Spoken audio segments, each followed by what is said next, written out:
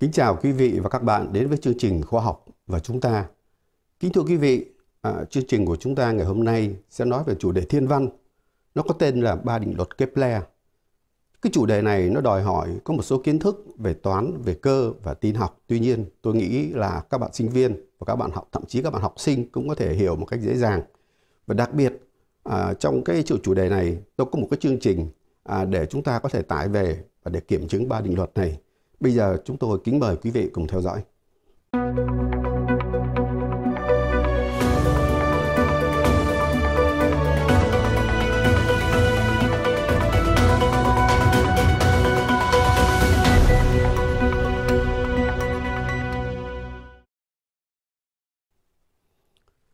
Kính thưa quý vị, con người đã biết quan sát bầu trời, quan sát vũ trụ từ rất lâu rồi. Người ta đã thấy gì?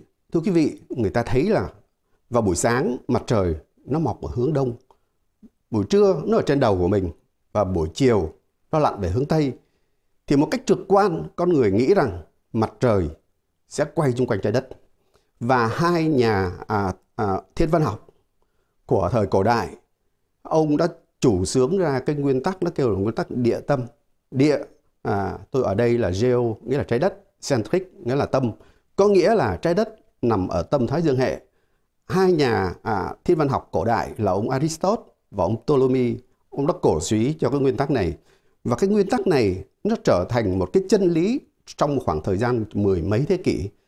Và theo hai nhà thiên văn học này thì cái Thái Dương hệ của chúng ta nó như thế này. Ở giữa chúng ta có trái đất, ở chung quanh là gồm có các hành tinh và trong đó có mặt trời, và trên đầu đó các ngôi sao.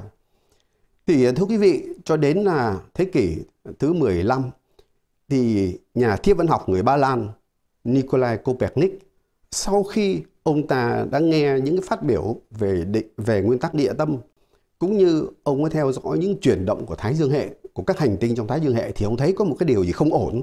Nếu mà căn cứ vào nguyên tắc địa tâm thì có những cái nghịch lý mà không thể nào cắt nghĩa nổi. Thì ông ta đưa ra một cái nguyên tắc nó ngược với lại nguyên tắc địa tâm, đó là nguyên tắc nhật tâm. Nhật tâm có nghĩa là mặt trời nằm ở trung tâm. Đại khái thì là như thế này, ở đây chúng ta thấy mặt trời ở giữa là màu vàng và quay chung quanh là các hành tinh. Thì cho đến ngày hôm nay, 600-700 năm sau thì chúng ta thấy Copernic là người có lý. Và Thái Dương hệ mà chúng ta thấy của ngày hôm nay đó, ở giữa là mặt trời và chung quanh là 8 hành tinh. Hành tinh gần nhất là Thủy tinh và xa nhất là Hải Vương tinh.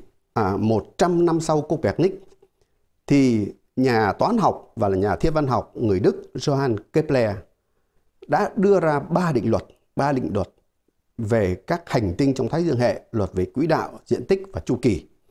Thưa quý vị, luật đầu tiên là quỹ đạo. Thì theo định luật Kepler thứ nhất thì các hành tinh quay quanh mặt trời theo một cái quỹ đạo hình ellipse, mà trong đó mặt trời là một tiêu điểm. Thì ở đây chúng ta lập lại, và chúng ta ai cũng biết là ellipse thì nó có hai tiêu điểm. Ở đây tôi viết là S và S phẩy. S là màu vàng tượng trưng mặt trời và S phẩy là một cái tiêu điểm thứ hai. P là một hành tinh nó quay chung quanh mặt trời. Thì đây có thể là một trái đất. Thì thưa quý vị, thì ai cũng biết về tính chất của ellipse. Tính chất của ellipse thì là ta có, nếu mà S và S phẩy là hai tiêu điểm thì ta có SP cộng với S phẩy P lúc nào cũng là một hằng số ấy. Tôi viết ở đây là constant, là một hằng số. Thì cái hằng số nó bằng cái khoảng cách AB. AB nó kêu là cái đường kính lớn. Thì AB là đường kính lớn thì ta có OA và OB là đường bán kính lớn. Và sau đó chúng ta có thể xác định được những điểm SB là cái điểm mà hành tinh xa mặt trời nhất, cũng như là cái điểm SA là cái điểm hành tinh gần mặt trời nhất. Thì cái định luật Kepler thứ nhất quan trọng là cái tạm gọi là cái biểu thức SP cộng S phẩy P. Chúng ta sẽ trở lại cho một chút xíu nữa. Thì thưa quý vị, cái định luật Kepler thứ nhất đó, tôi được phát biểu lặp lại là các hành tinh quay quanh mặt trời với quỹ đạo ellipse, trong đó mặt trời là một tiêu điểm. Làm thế nào chúng ta có thể là kiểm chứng được cái, hoặc là tạm gọi như là chứng minh cái định luật này? Thì thưa quý vị thử tưởng tượng ở trong một cái tọa độ, hệ tọa độ OXY, hệ tọa độ trực chuẩn, thì M ở giữa màu vàng đó là mặt trời, thì M nhỏ là một hành tinh. Thì hành tinh này có thể là trái đất, có thể là hỏa tinh, có thể là kim tinh. Thì chúng ta áp dụng cái tạm gọi là định luật vạn vật hấp dẫn của Newton. Chúng ta nên nhớ là Newton ra đời sau Kepler cả trăm năm. Thì theo cái định luật vạn vật hấp dẫn này á, thì giữa hai cái vật thể trong vũ trụ thì nó được nối kết với nhau bằng một cái lực. Lực này nó là F bằng trừ G m lớn nhân với m nhỏ trên R bình phương. R là khoảng cách giữa hai cái vật thể đó. Thì áp dụng nguyên tắc cơ bản của động lực học á, thì chúng ta có m gamma, gamma là gia tốc, thì m gamma sẽ bằng trừ gm trên r. Nhưng mà ở đây tôi viết dưới dạng vector thì tôi sẽ viết là gm lớn m nhỏ nhân với r vector trên e lũy thừa 3. Thì thưa quý vị, g là hằng số vạn vật hấp dẫn và m là khối lượng của mặt trời. Đây là hai cái đại lượng cực lớn, một cái là cực lớn và một cái là cực nhỏ. Thì để đơn giản vấn đề á, thì tôi cho phép tôi được đặt gm bằng 1. Thì trong trường hợp đó thì chúng ta có một cái biểu thức đơn giản hơn rất nhiều. Đó là gamma vector sẽ bằng trừ r vector trên e lũy thừa 3. Trong đó r theo định lý Pythagore sẽ bằng x bình phương cộng với x bình phương. Đó là tọa độ của điểm M. Thì đúng ra tôi có thể viết là r mở ngoặc t bằng căn số của xt bình cộng với y t bình. Nhưng mà tôi đơn giản thì tôi viết không có t. Thì thưa quý vị, thì bây giờ chúng ta đi tiếp á, thì từ hai cái biểu thức này á, chúng ta mới chiếu xuống hai cái trục. Cái biểu thức này chúng ta chiếu xuống trục thì ta có gamma mà chiếu xuống trục x á, thì chúng ta có gamma x, mà gamma x là đạo hàm của x, đạo hàm bậc 2 của x theo t. Mà gamma mà chiếu xuống y á, thì là chúng ta có là đạo hàm của bậc 2 của y theo t. Nói đúng ra đây là gia tốc theo y và theo x. Thì chúng ta sau đó chúng ta sẽ có biểu thức như thế này. Chúng ta có r khi chiếu xuống á, trục x thì nó sẽ là x. Và r mũi tên khi chiếu xuống trục y thì nó sẽ là y. Thì ở đây quý vị sẽ quan sát thấy đây là một hệ phương trình vi phân bậc 2. Thì có hai cái điều mà các bạn sinh viên nếu mà các bạn học năm thứ nhất hoặc năm thứ hai trở lên ở đại học ở ban toán hay ban lý thì các bạn biết là cái hệ phương trình vi phân này bậc 2 ấy, thì nó phải có 4 điều kiện đầu. Tại vì nó là bậc 2 mà nó hai phương trình là 4 điều kiện đầu. Và cái thứ hai nữa đó, quý vị các bạn thấy ở mẫu số chúng ta có lũy thừa 3/2. Cái chuyện mà lũy thừa 3/2 nó có thể cho chúng ta kết luận là cái hệ phương trình này không có lời giải tích và chúng ta bắt buộc phải giải bằng số. Thì trở lại thì chúng ta phải cần 4 điều kiện đầu. Hai điều kiện đầu tiên đó nó liên quan đến vị trí, đó là vị trí đầu của hành tinh M. Và hai cái điều kiện sau đó là về vận tốc đầu của hành tinh M. Thì bây giờ nếu mà chúng ta giải cái hệ phương trình này bằng 4 cái điều kiện đầu này thì theo ông Kepler đó thì chúng ta tìm ra kết quả sẽ là một cái đường conic. Mà conic thì có nghĩa là nó có thể là một hyperbol, có thể là một parabol, nhưng và đối với các hành tinh trong Thái Dương hệ thì đó là một ellipse. Thì đây tôi vừa trình bày cùng quý vị về cái định luật Kepler thứ nhất. Bây giờ chúng ta bước sang định luật Kepler thứ hai là nói về diện tích. Thì thưa quý vị, ông Kepler ông sẽ nói như này. Ông nói là khi mà chuyển động chung quanh mặt trời thì càng xa thì hành tinh càng chậm. Lúc mà càng gần mặt trời thì hành tinh càng nhanh. Thì ở đây chúng ta thấy là ở gần mặt trời nó sẽ quét một cái hình tam giác cong. Và ở xa mặt trời nó cũng vẽ một hình tam giác cong. Thì ở đây hai cái hình tam giác này nó bằng nhau. Thì là nếu mà chúng ta phát biểu một cách tạm gọi là dễ hiểu hơn thì là như thế này. Vector vị trí sẽ quét những diện tích bằng nhau trong những khoảng thời gian bằng nhau. Thưa quý vị, ở đây là chúng ta có một cái hình ellipse ở giữa là một tiêu điểm, đó là M là mặt trời. Ở hai bên chúng ta có M1 và M2 là hai vị trí của một cái hành tinh bất kỳ. Quý vị để ý, ở M1 thì có nghĩa là chúng ta ở rất xa mặt trời. Ở M1 chúng ta có hai cái vector màu đỏ, nó tượng trưng ra sức hút của mặt trời lên trái đất hoặc là hành tinh đó. Và cái mũi tên màu xanh nó tượng trưng cho vector vận tốc. Thì chúng ta thấy mà lúc mà nó ở xa mặt trời thì cả hai cái vector đều nhỏ hết. Nhưng mà lúc ở điểm M2 đó, nghĩa là lúc gần mặt trời thì hai cái vector này đều lớn cả. Nghĩa là thứ nhất là sức hút của mặt trời lớn, và thứ hai là cái vận tốc của hành tinh nó cũng rất là nhanh. Kính thưa quý vị, bây giờ tôi xin được phép nói về cái định luật Kepler thứ ba này, tại vì cái định luật này nó có nhiều cái ứng dụng rất là hay. Thì ở đây quý vị thấy có một cái ellipse. Ellipse này là ellipse quỹ đạo của một cái hành tinh.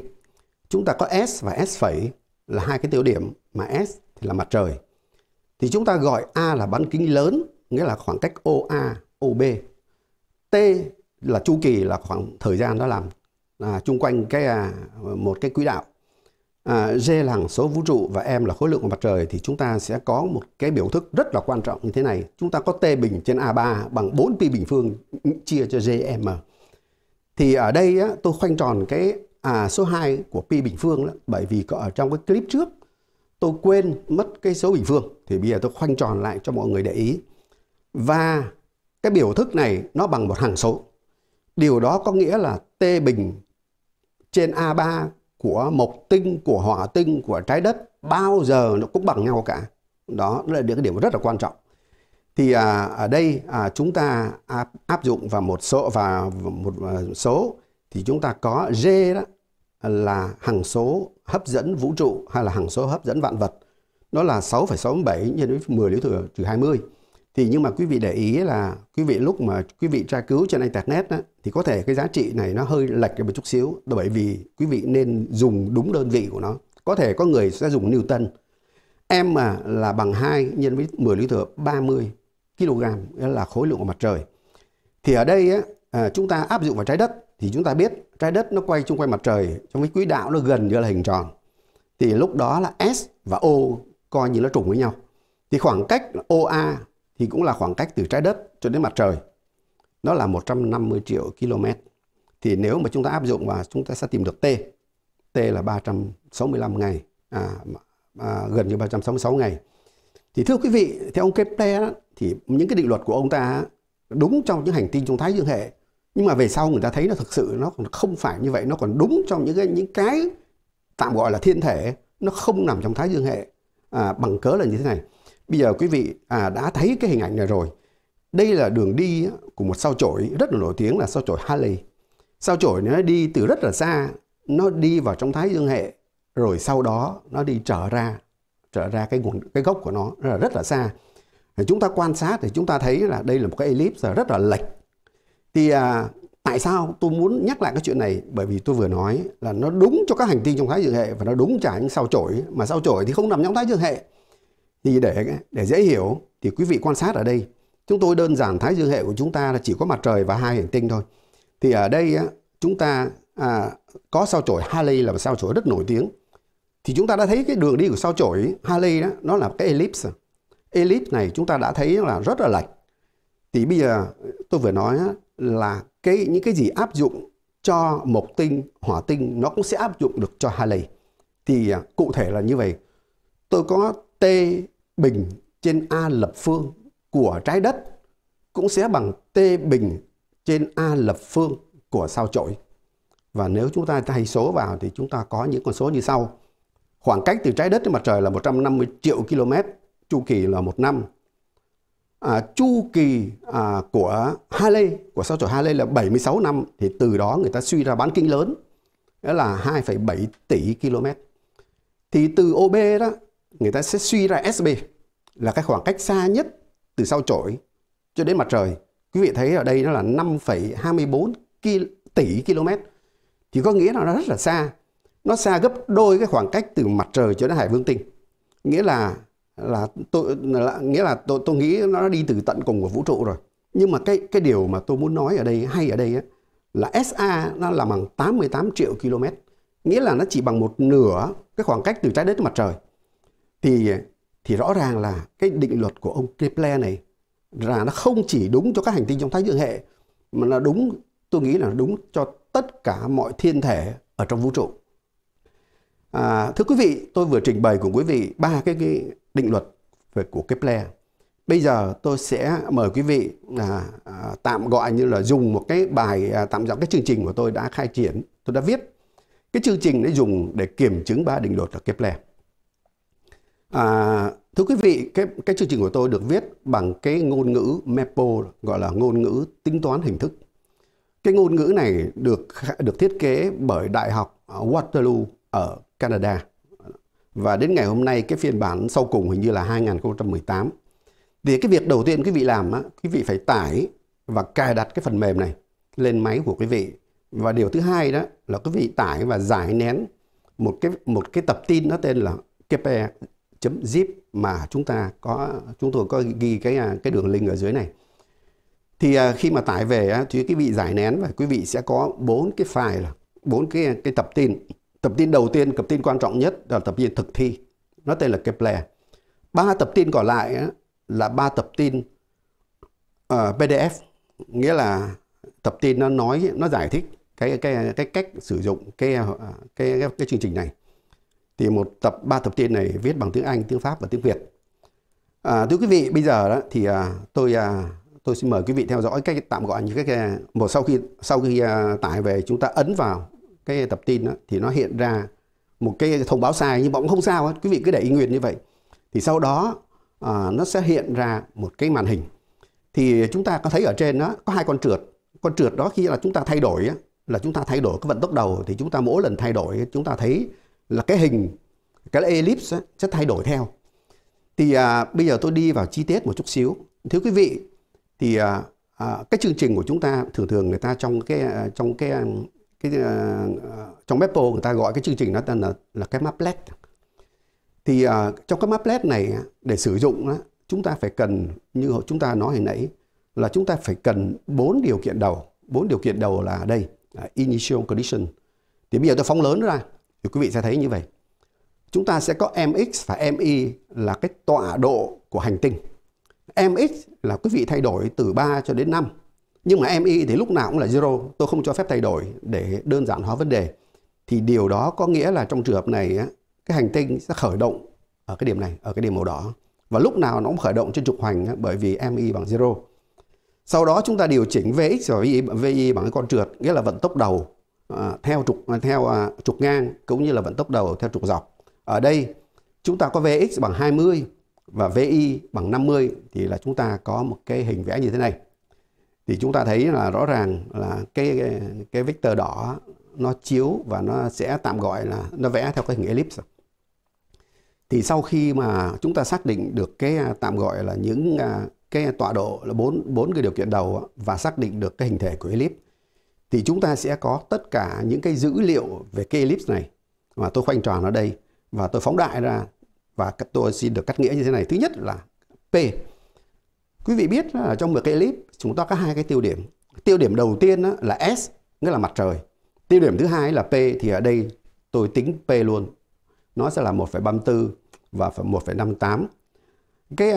Cái dữ liệu thứ hai đó nó là A. A nó là đường bán kính lớn, nó là khoảng cách OA. Sau đó là B. B là bán kính nhỏ, nó là khoảng cách OB. Và sau đó chúng ta có khoảng cách là C và D. C nó là khoảng cách SC, có nghĩa là cái khoảng cách lớn nhất từ mặt trời cho đến hành tinh. Và sau đó tôi có SA là D, đó là khoảng cách ngắn nhất từ mặt trời cho đến hành tinh. Thì thưa quý vị, thì sau khi chúng ta xác định tất cả thì có một cái điều quan trọng ở đây là quý vị để ý đó, chúng ta có một cái vùng mà tôi đặt tên nó là T2 trên A3. T2 trên A3 chúng ta đừng quên rằng là T2 thì trên A3 thì chính là T bình phương trên A lập phương, nhưng mà Maple nó không cho phép tôi viết cái số mũ. Thì chúng ta nên nhớ rằng chúng ta đã đặt G nhân với M mà bằng 1 thì có nghĩa là T2 trên A3 sẽ bằng 4pi bình phương. Mà 4pi bình phương thì có nghĩa là nó xấp xỉ bằng 40. Thì điều đó có nghĩa là cho dù quý vị có thay đổi 4 điều kiện đầu, nghĩa là chúng ta thay đổi hình dạng của ellipse, bao giờ T bình trên A lập phương cũng bằng 4pi bình phương hết. Nghĩa là quý vị sẽ thấy cái vùng T2 trên A3 sẽ là 40 phẩy bao nhiêu đó, nhưng mà nó cũng xấp xỉ. Điều đó là chúng ta đang đi kiểm chứng cái định lý thứ 3 này. Thì thưa quý vị, bây giờ để đi vào cái chi tiết đó, thì là như thế này. Bây giờ sau khi chúng ta đã xác định tạm gọi như cái tính chất của ellipse thì nó hiện ra ở giữa cái ellipse một cái ô màu đen đây. Đối với ô màu đen ở đây đó thì đó là cái khoảng cách mà tôi vẽ ở trên đó, nó khoảng cách từ SM cho đến MP. Thì chúng ta có SM mà cộng với MP lúc nào cũng phải là một hằng số hết. Thì SM mà cộng với MP, quý vị có nhớ lúc đầu tiên tôi nhấn mạnh đó, thì quý vị nên nhớ là SP cộng với S phẩy P lúc nào cũng là một hằng số. Thì để cái hằng số này đó thì chính là cái đường kính lớn, và cái đường kính lớn là hai cái vùng mà ở dưới này á, là C và D. Thì lúc mà chút xíu nó sẽ chuyển động thì quý vị sẽ thấy là cái vùng đen này nó sẽ thay đổi, nhưng mà sẽ thay đổi rất là ít. Thì đây là chúng ta vừa xác định xong cái cái tạm gọi như là 4 điều kiện đầu để kiểm chứng cái định luật Kepler thứ nhất. Bây giờ chúng ta bước sang cái định luật Kepler thứ hai đó. Thì ở đây đó, chúng ta sẽ xác định 3 cái góc quay. Cái góc quay đầu tiên nó là 45 độ là góc này. Góc quay thứ hai đó là 120 độ là góc này, và góc quay thứ ba là 330 độ. Thì chúng ta xác định 3 cái góc này là cái góc khởi điểm để nó bắt đầu nó quét. Và cái thời gian nó quét thì nó ở trong vùng nó tên là sweep time. Nghĩa là ở đây tôi đặt là 4. Quý vị có thể đặt 5, 6, nhưng mà cái số này mà càng lớn thì cái thời gian mà để nó thực hiện thì nó càng lâu. Thì bây giờ thì coi như là chúng ta có đầy đủ tất cả mọi dữ liệu rồi. Sau khi chúng ta đã xác định 4 điều kiện đầu, chúng ta đã xác định được 3 cái góc. Bây giờ cái việc quý vị làm là quý vị sẽ lấy ngón tay nhấn vào cái nút, nó kêu là cái nút XY. Thì cái nút này á, nó sẽ làm cho chương trình nó bắt đầu nó khởi động, nó tính toán. Và cái thời gian nó tính toán á, nó còn tùy vào sức mạnh của cái máy tính của quý vị. Nó có thể thay đổi từ 15 giây có thể cho tới 1 phút. Thì sau khi tính toán xong đó thì nó sẽ có một cái hình như thế này. Thì ở đây á, nó sẽ vẽ ra 3 cái góc 45, 120 và 330 độ, tùy chúng ta thôi. Thì và nó có hình màu đen. Đến lúc này đó thì mọi chuyện nó chuẩn bị xong, chỉ đợi chúng ta nhấn vào cái nút là nút play là chúng ta sẽ thấy nó sẽ chuyển động như quý vị sẽ thấy trong cái đoạn phim sau đây. Thì ở đây tôi chuẩn bị nha, tôi nhấn vào nút XY. Sau khi nhấn thì nó một cái thông báo nó bảo nó đang hoạt động, và bây giờ nó hoạt động xong rồi. Giờ tôi bấm vào nút play, quý vị sẽ thấy nó chạy. Thì quý vị phải để ý nha, cái vùng đen đây, quý vị thấy nó thay đổi nè, nó đang thay đổi mà như thay đổi rất là ít. Đây là xong. Bây giờ chúng ta đã thấy trên màn hình của chúng ta ở giữa có một cái vùng đen, và chung quanh á, nó là 3 cái diện tích quét của 3 cái góc. Thì bây giờ tôi sẽ đi cắt nghĩa những cái tạm gọi như là ý nghĩa của cái hình này. Thưa quý vị, đầu tiên á, là chúng ta cắt nghĩa và nói về cái định lý tạm gọi cái định luật Kepler thứ nhất. Chúng ta biết đó, là trong cái hình màu đen đó, trong cái ô màu đen đó, thì nó thay đổi. Thì theo tôi theo dõi thì nó thay đổi, con số lớn nhất của nó là 5,3277, con số nhỏ nhất của nó là 5,2917. Thì tôi lấy 2 số lẻ thôi. Thì ở đây tôi làm một con toán để rồi tôi tính một cái sai số tương đối. Thì cái sai số này nó cho ra là 5/1000. Thì điều đó có nghĩa là cái khoảng cách từ hành tinh cho đến 2 cái tiêu điểm lúc nào cũng gần như là giống nhau. Điều đó có nghĩa là định luật thứ nhất của Kepler đã được kiểm chứng. Bây giờ chúng ta bước sang cái phần 2, cái định luật thứ hai. Cái định luật thứ hai thì quý vị thấy 3 cái ô mà tôi đóng khung lại là 3 cái diện tích. Thì diện tích lớn nhất nó là khoảng 3,082 và nhỏ nhất là 0,371. Thì nếu là chúng ta cũng làm như hồi nãy là chúng ta lấy cái diện tích lớn nhất trừ cái diện tích nhỏ nhất và chia cho cái diện tích lớn nhất. Thì tôi tìm ra cái sai số nó là 1/1000. Thì điều đó chứng tỏ là 3 cái diện tích này đã bằng nhau. Nó sai số có chút xíu thôi, nghĩa là chúng ta vừa kiểm chứng được định luật thứ hai. Còn riêng về định luật thứ ba thì rất là dễ. Thì con số này tôi đã nói với quý vị hồi nãy là T2/A3 lúc nào nó cũng không thay đổi hết. Nó hoặc nó thay đổi rất là ít. Chúng ta cũng vừa kiểm chứng cái định luật thứ ba. Nhưng mà thưa quý vị, ở đây tôi còn làm hơn thế nữa. Quý vị tưởng tượng này, có 2 điểm, điểm A và điểm P. Điểm A coi như là cái điểm xa mặt trời nhất, và điểm P là cái điểm gần mặt trời nhất. Điểm A thì dĩ nhiên là cái nơi đó vận tốc của hành tinh sẽ chậm, và điểm P hành tinh sẽ nhanh. Tại sao tôi làm như vậy? Tại tôi muốn kiểm chứng một cái điều rất là quan trọng, đó là định luật bảo toàn năng lượng. Bây giờ tôi phóng đại cái vùng này ra. Thì thưa quý vị, ở trên cái biểu đồ này á, thì chúng ta có thấy là cái đường cong màu xanh ở trên này. Đây là tượng trưng cho động năng. Và cái đường cong màu đỏ ở dưới á, ở đây này là thế năng.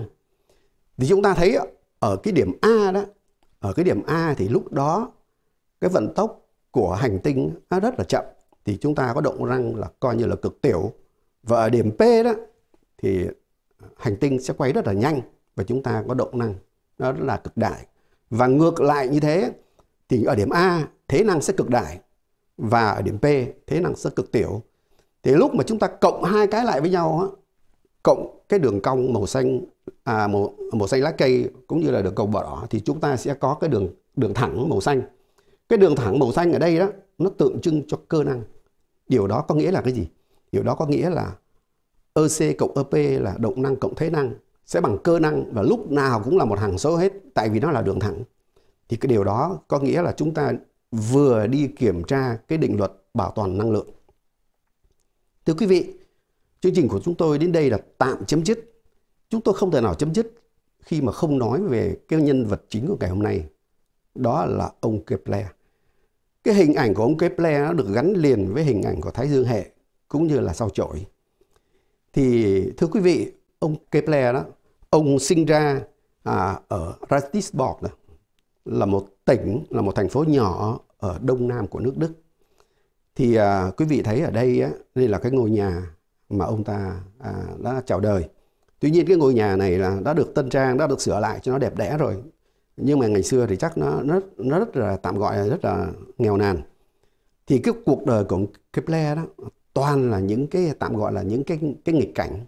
Cái nghịch cảnh đầu tiên xảy ra cho ông là khi ông mở mắt chào đời. Thưa quý vị, ông ta sinh ra khi ông ta vừa tạm gọi là ông lọt lòng mẹ khi ông ta ở trong bụng của mẹ chỉ có 7 tháng mà thôi, nghĩa là ông ta sinh sớm mất là 2 tháng. Thì cái chuyện này nó tạo cho ông rất là nhiều cái phiền hà trong cuộc đời về tâm và sinh lý. Thứ nhất về sinh lý thì ai cũng hiểu được là còn thiếu 2 tháng là chúng ta không có chất bổ của người mẹ. Thì cuộc đời của ông Kepler là toàn là những tạm gọi ông bệnh hoạn, ông gầy rồi ông lúc nào ông cũng ốm yếu rồi bệnh hoạn nữa. Về còn tâm lý nó còn kinh khủng hơn nữa. Thì lúc nào ông cũng có mặc cảm là yếu đuối, tự kỷ, rồi lo lắng, bất an, bồn chồn. Thì tạm gọi là suốt cái cuộc đời thơ ấu của ông toàn là những cái điều mà tạm không may xảy ra cho ông thôi. Nhưng mà tuy nhiên lúc lớn lên thì ông cũng được đi học. Ông đi học ở Đại học Tübingen. Ở đại học này thì ông ta đi học về thần học, về tâm lý học, về đạo đức học, cũng như về vật lý. Tuy nhiên sau khi học xong đó thì ông không có tìm được việc làm. Thì chúng ta cũng hiểu là không có người giám đốc của một đại học nào có thể đi tạm gọi như đi tuyển một ông kỹ sư, một ông thầy giáo mà tâm sinh lý đều bất ổn cả. Thì tạm gọi như là ông không kiếm được việc làm. Hoặc là ông kiếm được thì nó cũng không có ổn định. Thì trong cái lúc mà tạm gọi lúc đen tối của cuộc đời ông thì tình cờ ông gặp được một người. Đó là nhà toán học Tycho Brahe. Ông ta là người Đan Mạch. Tuy nhiên vì cái suy nghĩ của ông ta về chính trị cũng như là về tôn giáo thì ông ta bắt buộc ông phải chạy sang Đức để lánh nạn. Thì ở bên Đức ông đã gặp Kepler. Ông đã thấy ở Kepler, ở trong người có một con người có cái ngoại hình thật là ốm yếu, thật là gầy gò, nhưng mà nó tiềm tàng một cái nghị lực thật là phi thường. Thì Tycho Brahe mới mời Kepler về làm việc chung với nhau. Brahe lớn hơn Kepler 30 tuổi. Thì hai người làm việc chung với nhau trong một thời gian ngắn thì Brahe qua đời. Thì Kepler đã dùng tất cả những cái định luật, những cái nghiên cứu, những cái quan sát của Brahe chép lại và để ông tiếp tục cái công trình của Kepler, của Brahe. Và sau đó ông đã tìm ra 3 cái định luật mà chúng ta đã học trong ngày hôm nay. Tại sao? Thưa quý vị, tại sao tôi muốn nói về Kepler? Tại vì tôi muốn gửi cho đến các bạn, đặc biệt là các bạn sinh viên. Thì có lẽ là quý vị cũng đồng ý với tôi là trong cuộc đời của chúng ta, mỗi người của chúng ta không phải lúc nào nó cũng xuôi chèo mát mái hết. Lúc nào cũng thuận buồm xuôi gió hết. Phải có những cái lúc mà chúng ta đau khổ, chúng ta gặp những khó khăn. Thì chúng ta cứ nhìn vào hình ảnh của Kepler. Ông ta là người mở mắt chào đời đã gặp khó khăn rồi. Và đến lúc mà thậm chí đến nhắm mắt lìa đời á, ông cũng gặp khó khăn nữa. Ông đã chết trong nghèo khó, trong bệnh tật và trong cô đơn, bởi vì mọi người đều tẩy chay. Ông ta có những cái tư tưởng về chính trị cũng như là về tôn giáo không có phù hợp với cái triều đại ở thời đó. Thì chúng ta không có thể nào có khổ hơn được ông Klepper được. Thì mỗi lần gặp những cái nghịch cảnh như vậy thì các bạn phải cố gắng vượt qua. Chúng ta phải làm hết cái bổn phận của chúng ta, đúng với lương tâm của chúng ta. Chúng ta có thể không nổi tiếng được như Kepler, nhưng mà cái điều quan trọng là chúng ta đã làm hết cái sức lực của chúng ta, là hết cái lương tâm của chúng ta, hết cái bổn phận của chúng ta. Đó là cái điều mà tôi muốn gửi gắm đến cho các bạn trẻ, các bạn sinh viên. Và đó cũng là điều mà tôi xin được kết thúc cái buổi nói chuyện hôm nay của chúng ta. Thì thưa quý vị, cảm ơn quý vị đã bỏ thời gian theo dõi. Và xin mời quý vị tiếp tục ủng hộ bằng cách nhấn vào nút đăng ký. Còn bây giờ chúng tôi xin kính gửi đến quý vị lời chào tạm biệt.